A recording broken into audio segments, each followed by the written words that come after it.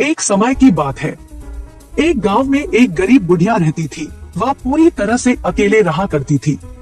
उसका कोई भी नहीं था, ना बाल बच्चे, ना कोई रिश्तेदार। सुबह शाम लोगों के छोटे मोटे काम किया करती थी, जिसके बदले लोग उसको पैसे, अनाज या खाने पीने का सामान दे दिया करते थे, जिसको खा पीकर वह अपना जीवन बिताया करती थी।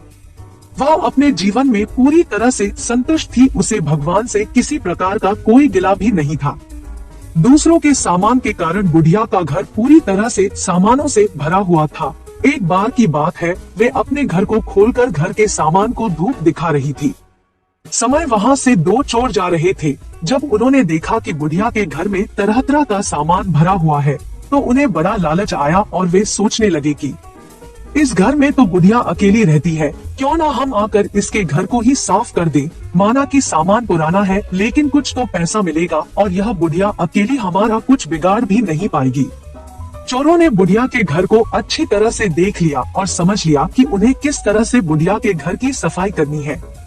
उसके बाद चोर अपने घर वापस चले गए। बुढ़िया बेचारी को सपने में भी यह ख्याल नहीं आया कि उसके घर में भी कभी चोरी हो सकती है, क्योंकि उसके घर में तो खुद के उसके कपड़े तक उसके नहीं थे। सब कुछ गांव वाले उसे दिया करते थे, जो वह अपने घर में रख लेती थी। खैर, कुछ दिन बीत गए और एक दिन रात में चोर अपने दो साथियों को लेकर बुढ़िया के घर पहुंच गए। कमाल की बात यह थी कि उस दिन सरपंच ने बुढ़िया को चावल, दूध और चीनी दी थी और बुढ़िया बहुत खुश थी। बुढ़िया ने खुशी खुशी अपने लिए खीर बनाई और खीर बनाकर वह उस खीर को चूल्हे पर रखकर सोचने लगी कि अभी तो खीर बहुत ही गर्म है, जबकि थोड़ी ठंडी हो जाएगी तब आराम से खाऊंगी। और अपने बिस्तर पर लेट गई और खीर के ठंडा होने का इंतजार करने लगी। लेटे लेटे उसे नींद आ गई और वे सो गई और जोर जोर से खर्राटे लेने लगी।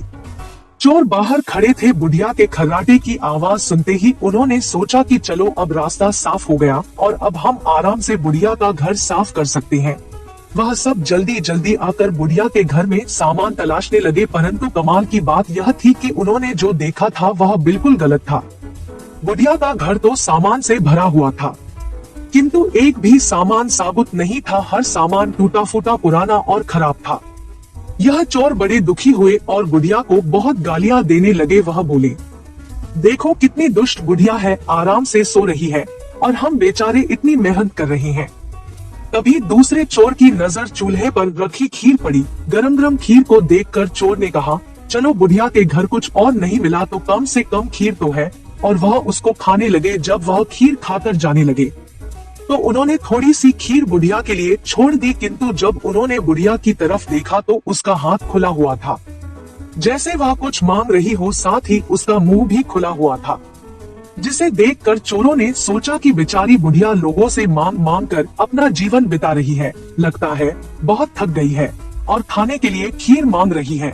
आखिर उम्र में है तो हमारी माँ के ही बराबर। और बिना कुछ सोचे समझे गरम गरम खीर बुढ़िया के मुंह में डाल दी। गरम गरम खीर मुंह में पड़ते ही बुढ़िया जोर से चिल्लाई, हाय दैया, मार डाला, मार डाला, मार डाला।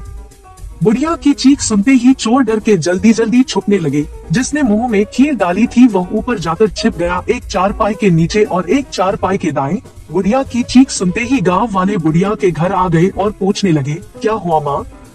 बुढ़िया बोली, मुझे क्या पता, ऊपर वाला जाने। यह सुनते ही ऊपर छिपा हुआ चोर बोला, अरे भला मैं क्यों जानूं, तुम्हारी चारपाई के नीचे छिपा चोर ना जाने। यह सुनते ही चारपाई के नीचे वाला चोर बोला, मैं ही क्यों जानूं, चारपाई के दाएं छुपा चोर क्यों ना जाने।